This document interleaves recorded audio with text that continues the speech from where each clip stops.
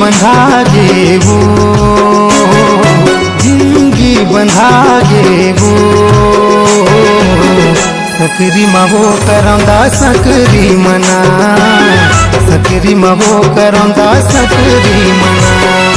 जिंदगी बंधा गे,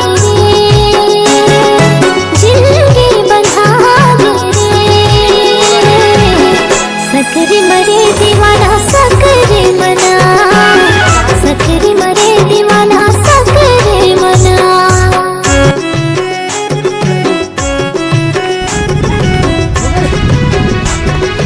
अरे बेमौत मरी के अधिक सौ की तो मौत के दीवारी में आके हीरगिरी झाड़ा है।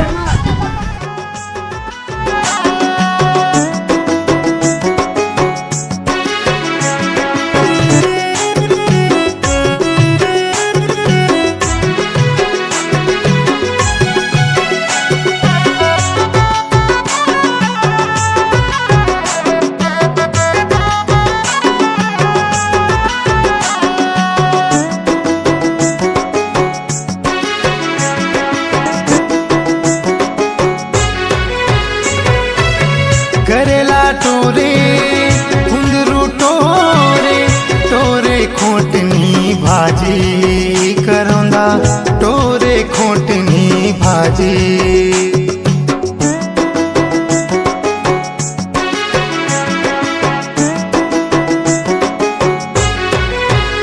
हो करेला टोरे कुंदरू टोरे, टोरे खोटनी भाजी करौंदा, तोरे खोटनी भाजी करौंदा बखरी मावो। जिंदगी बंधा गे मया सकरी मना, जिंदगी बंधा गे मया सकरी मना। बहुत मार पड़ेगी जब भाई मल्ला दिया सरकार के चुपचाप खड़े कहोगे ना।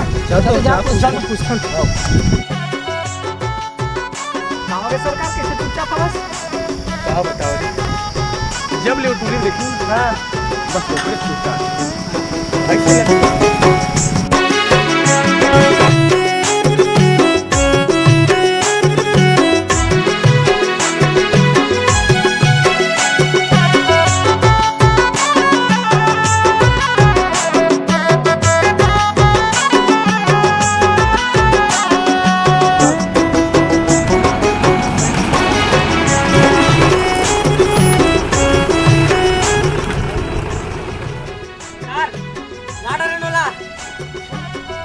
देख ले सुमत परी लगा थे। क्या बात है, क्या बात है। आज मुराद पूरा कर दे तो है। छोड़ रे छोड़ रे अरे सुनना ज्यादा मत मटा, तोर कान है तिलक नहीं है, लेकिन मैं तुझसे कम मया करता हूँ।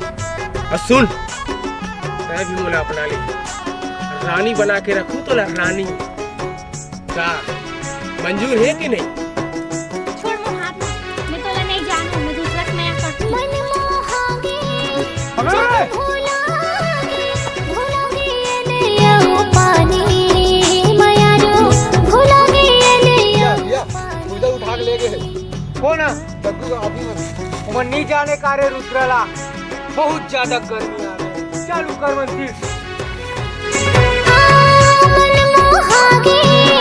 जग भूलागे, भूलोगे ये नया पानी माया रो, भूलोगे ये नया पानी। प्रेम नगरी मरे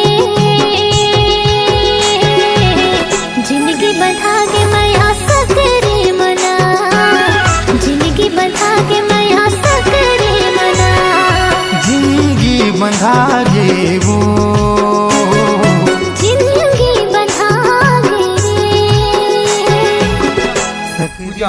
का करी सेमन तोड़ साथ में सरकार समझ गयो मैं का करे मन तोड़ साथ केला। जिंदगी बंधा के मया सकरी मना, जिंदगी बंधा के मया सकरी मना। जिंदगी बंधा के माया सकरी मना, जिंदगी बंधा के माया सकरी मना। ये चिड़िया तो खबर है रे। कहाँ बोले? मारो बे!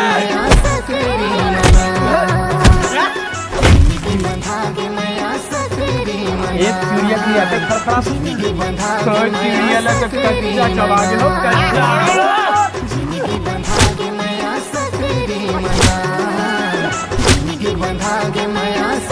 दूसर घर के बहु बेटी वाला बहुत मजाक समझ सुना।